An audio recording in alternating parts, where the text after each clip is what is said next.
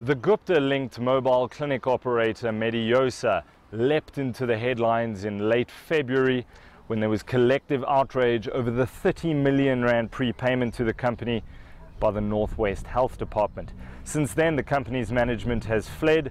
The company has filed for business rescue and faces the very real prospect of being liquidated.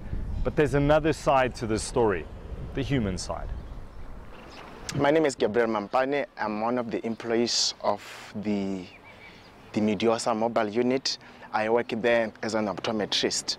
The challenges that we're facing at the moment is that the company has not paid us for the month March, and we have not been operating since the beginning of February.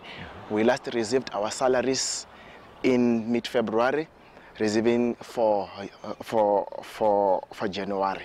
And where we are sitting, being uncertain about the future of our jobs, and the company is more likely to face liquidation by the end of this month.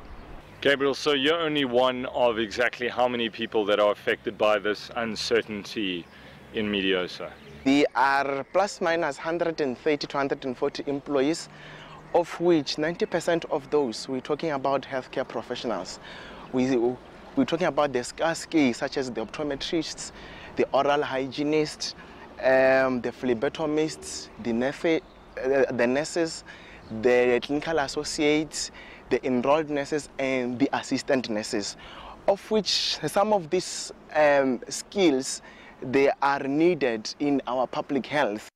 I asked the Northwest Health MEC if anything could be done for the 140-odd healthcare professionals who could quite likely be retrenched. It's something that we can look into, especially the skills that we need. You must remember that we don't have all the money all the time, but we need all the skills all the time. So we've got to strike a balance of the skills we need and the money we've got. After a site visit to a clinic in March, the health minister made it clear, if it was up to him, the contract would be cancelled immediately. I'll really ask that this service be terminated forthwith. It's a service that we don't need. Whoever entered into this contract must find a way to terminate it.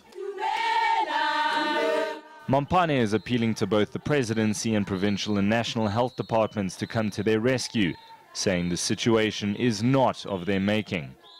We are in this mess not because we got ourselves into it. It is because the government contracted these people and they gave us employment contracts, of which was our hope for the future.